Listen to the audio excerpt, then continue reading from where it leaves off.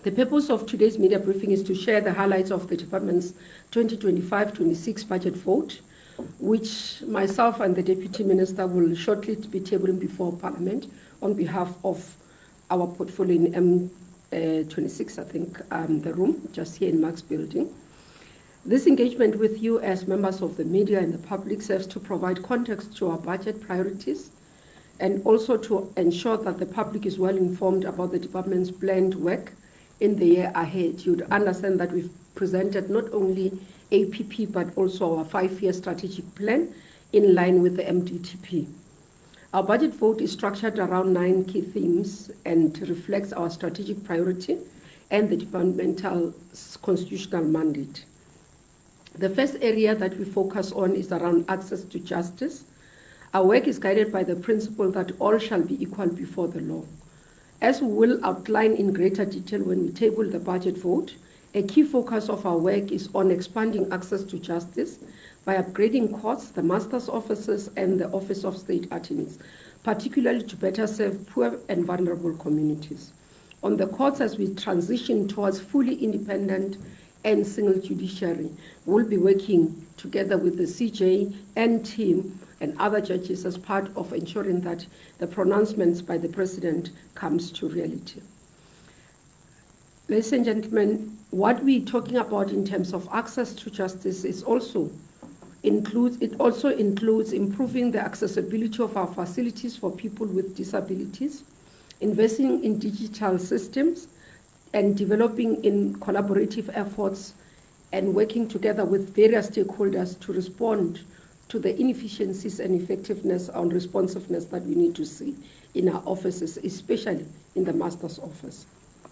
Having experienced the dire situation in relation to our ICT infrastructure, we welcomed Minister Malatsi's proposed approach that could assist us when necessary and justifiably to go directly to the market to get efficient and effective service providers who can help us ensure that our systems works effectively. And if I'm to explain this, we battle with sometimes, most of the time, officials having to explain to the public that our systems are offline, therefore they can't issue a letter of authority in some instances. And this has a huge impact in terms of our work and service delivery to our people. And in just emphasizing that, another area that we'll highlight in our budget is working in terms of, as I said, the Master's Office turnaround strategy, but also state attorneys. The implementation of the turnaround strategies in these 2 offices will be through modernization, strategic partnership, and with private sector, and enhancement of staff capacity and accountability, and critically, to rebuilding confidence to those we serve. The management of state litigation is critical to ensure the state doesn't continue to spend a lot of money on unnecessary litigations and default judgments that can be seen. And this because our sister departments continue to raise concerns with us around state litigation and therefore requesting us to improve in terms of our work. Another area that we'll go into detail in the speech, which we want to highlight, is around the combating of gender-based violence and femicide. As the department and the portfolio, all of us have adopted a victim-centered approach aimed at reducing secondary victimization.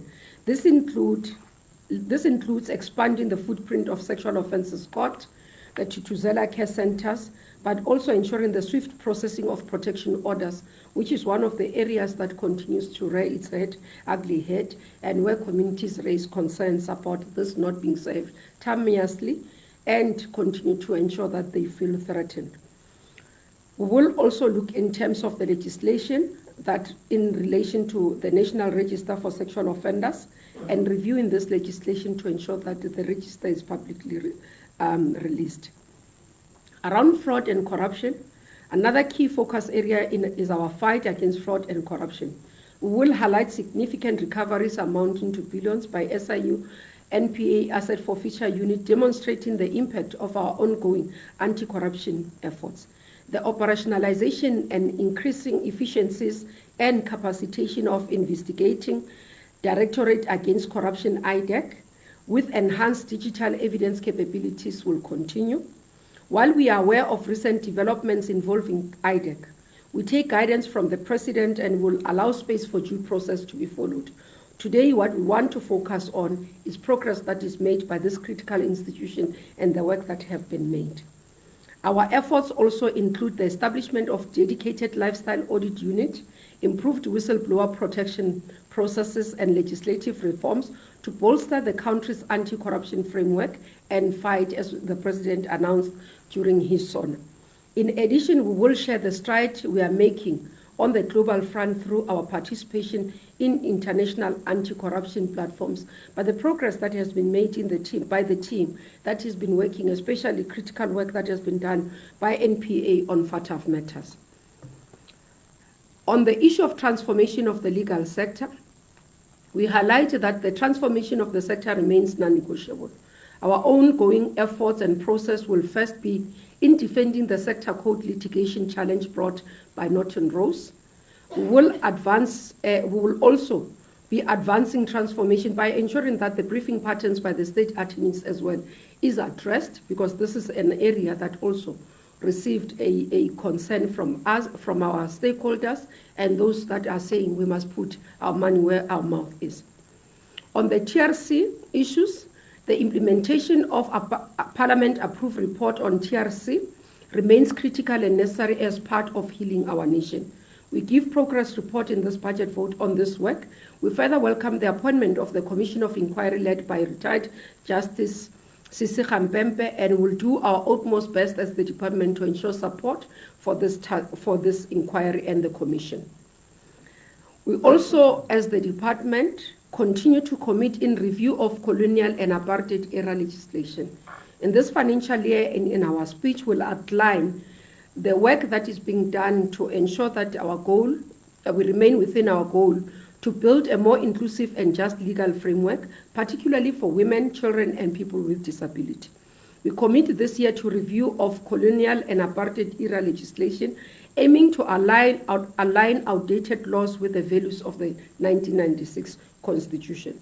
This work has started in earnest, and we did first receive a letter from the Deputy President highlighting that we need to indicate which laws are still outstanding. So in this year, we're looking at ensuring that those that are no longer relevant, we can do perhaps an omnibus bill that can come and abolish all those legislation, and therefore the ones that needs minor reviews will be able to do, and those that needs extensive review will be started the process in terms of consultation.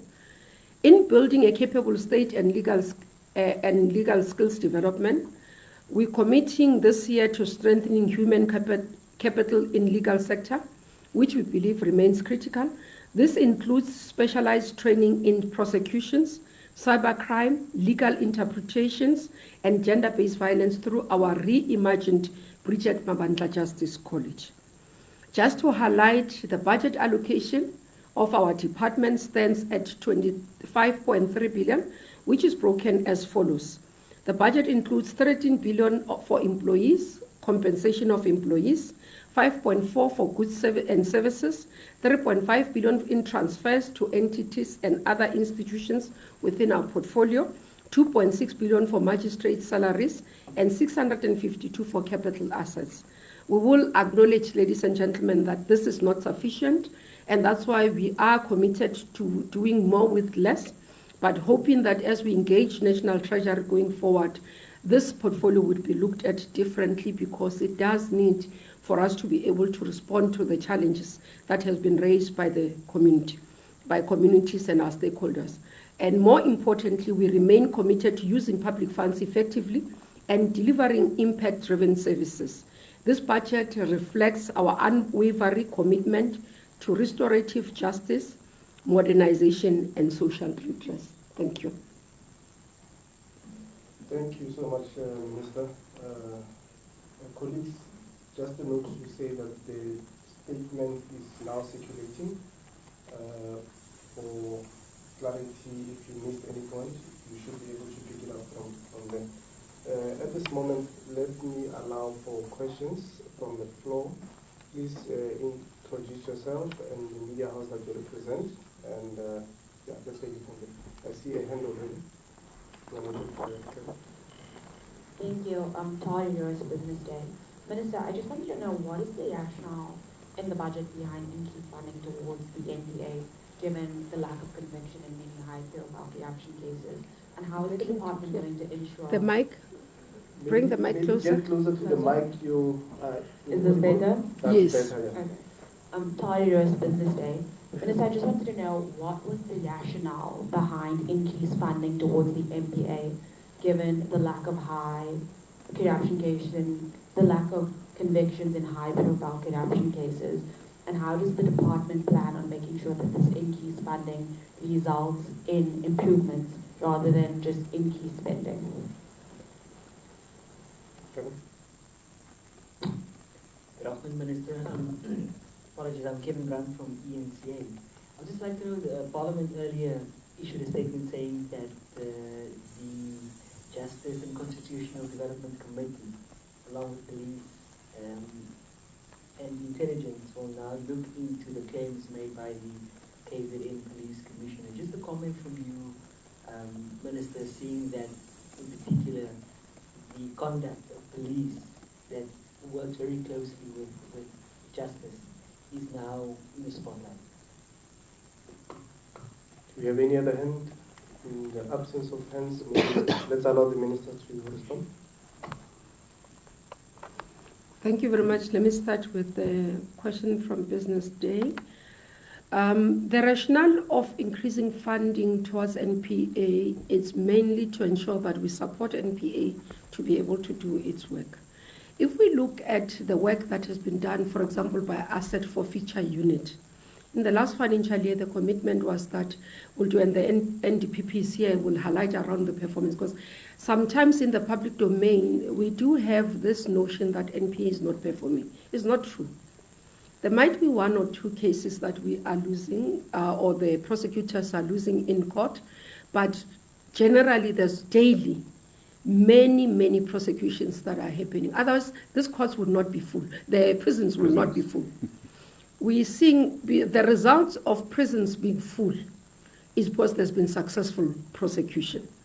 And sometimes, and I said this previously, that we look at cases that relate to what we would call high-profile cases, one or two, or delay in terms of some of the areas. But when we look at factually, how many cases? Nulan case went to court, it was lost, they appealed, they won it.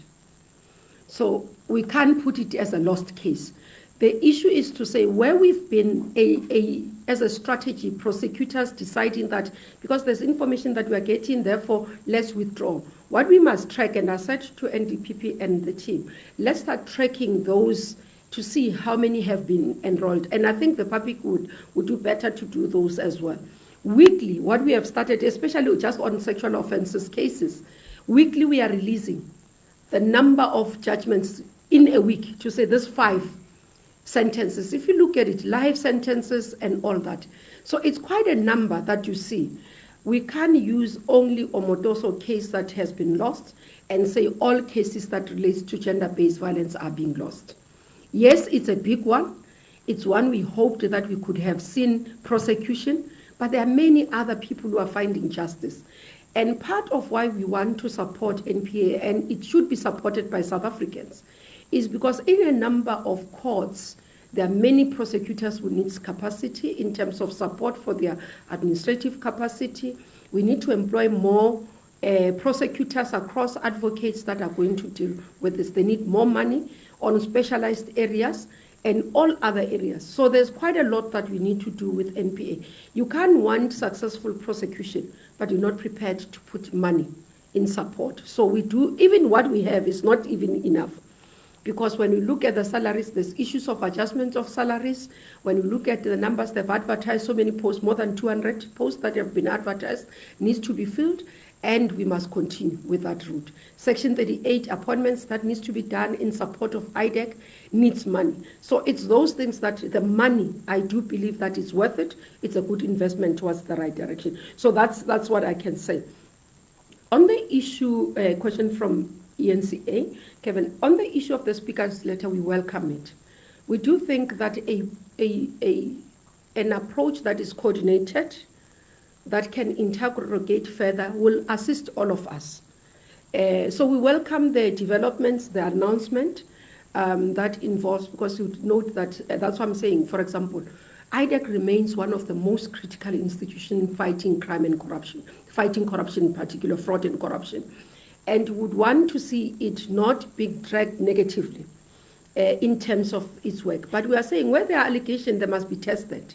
They must be investigated so that we clear the air. And that's why we welcome this development by the Speaker.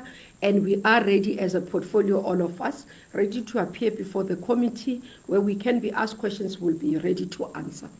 Thank you.